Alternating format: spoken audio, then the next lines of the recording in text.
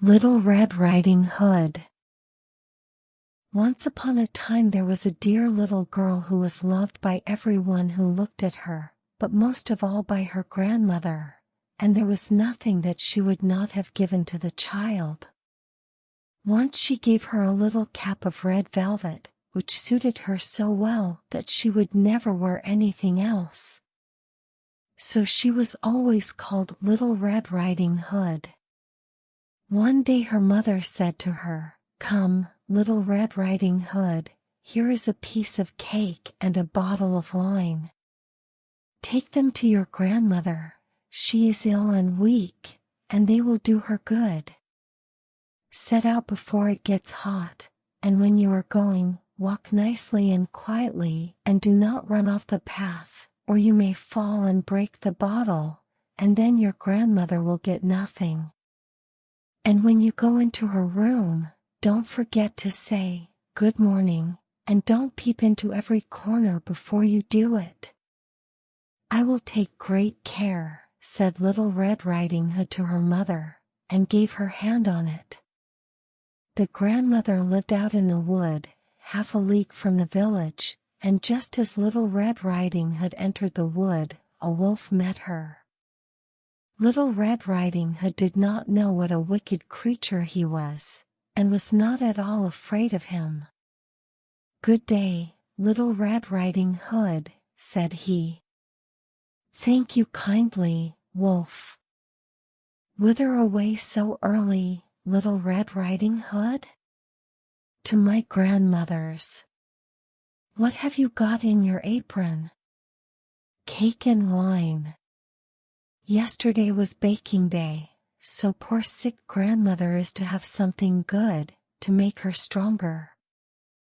"Where does your grandmother live, Little Red Riding Hood?" "A good quarter of a league farther on in the wood. Her house stands under the 3 large oak trees, the nut trees are just below." "You surely must know it," replied Little Red Riding Hood.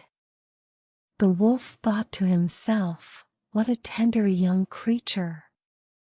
What a nice plump mouthful, she will be better to eat than the old woman. I must act craftily, so as to catch both."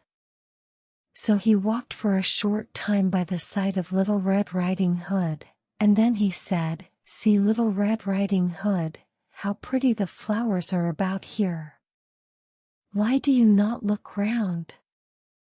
I believe, too, that you do not hear how sweetly the little birds are singing. You walk gravely along as if you were going to school, while everything else out here in the wood is merry." Little Red Riding Hood raised her eyes, and when she saw the sunbeams dancing here and there through the trees, and pretty flowers growing everywhere, she thought, "Suppose I take grandmother a fresh nosegay? That would please her too. It is so early in the day that I shall still get there in good time." And so she ran from the path into the wood to look for flowers. And whenever she had picked one, she fancied that she saw a still prettier one farther on, and ran after it, and so got deeper and deeper into the wood. Meanwhile the wolf ran straight to the grandmother's house and knocked at the door. "Who is there?" "Little Red Riding Hood," replied the wolf. "She is bringing cake and wine." "Open the door." "Lift the latch," called out the grandmother. "I am too weak, and cannot get up." The wolf lifted the latch, the door sprang open, and without saying a word he went straight to the grandmother's bed, and devoured her. Then he put on her clothes, dressed himself in her cap, laid himself in bed and drew the curtains. Little Red Riding Hood, however, had been running about picking flowers, and when she had gathered so many that she could carry no more, she remembered her grandmother, and set out on the way to her. She was surprised to find the cottage door standing open, and when she went into the room, she had such a strange feeling that she said to herself, "Oh dear, how uneasy I feel today, and at other times I like being with grandmother so much." She called out, "Good morning," but received no answer. So she went to the bed and drew back the curtains. There lay her grandmother with her cap pulled far over her face, and looking very strange. "Oh, grandmother," she said, "what big ears you have." "The better to hear you with, my child," was the reply. "But, grandmother, what big eyes you have," she said. "The better to see you with, my dear." "But, grandmother, what large hands you have." "The better to hug you with." "Oh, but, grandmother, what a terrible big mouth you have." "The better to eat you with." And scarcely had the wolf said this, than with one bound he was out of bed and swallowed up Little Red Riding Hood. When the wolf had appeased his appetite, he lay down again in the bed, fell asleep and began to snore very loud. The huntsman was just passing the house, and thought to himself, "How the old woman is snoring. I must just see if she wants anything."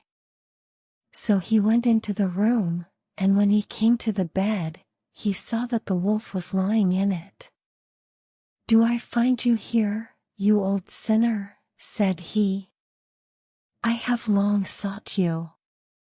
Then just as he was going to fire at him, it occurred to him that the wolf might have devoured the grandmother, and that she might still be saved, so he did not fire, but took a pair of scissors, and began to cut open the stomach of the sleeping wolf.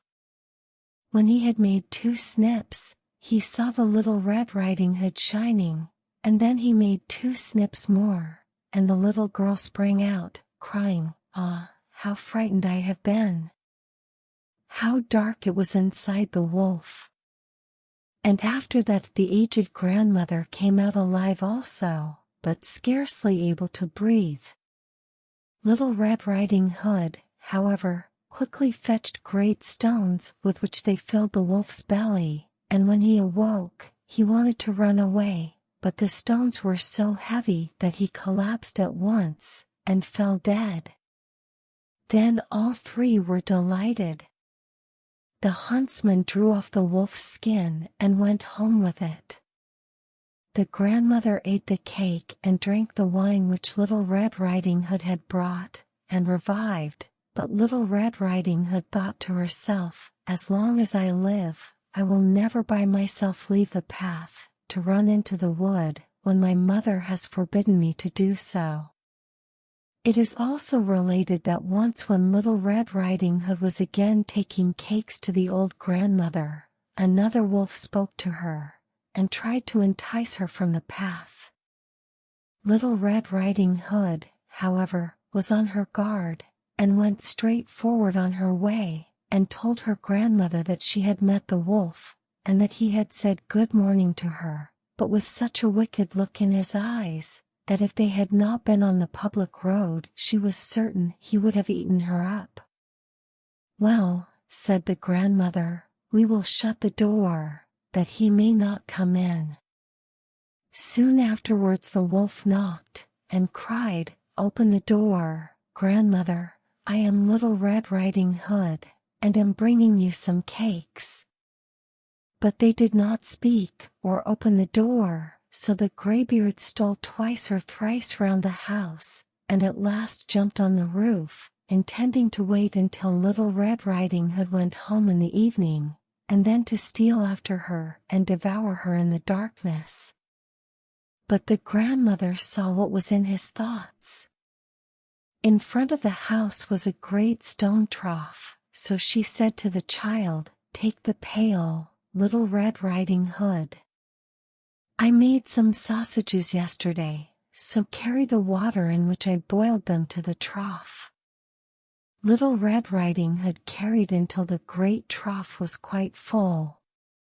Then the smell of the sausages reached the wolf, and he sniffed and peeped down, and at last stretched out his neck so far that he could no longer keep his footing and began to slip, and slipped down from the roof straight into the great trough, and was drowned.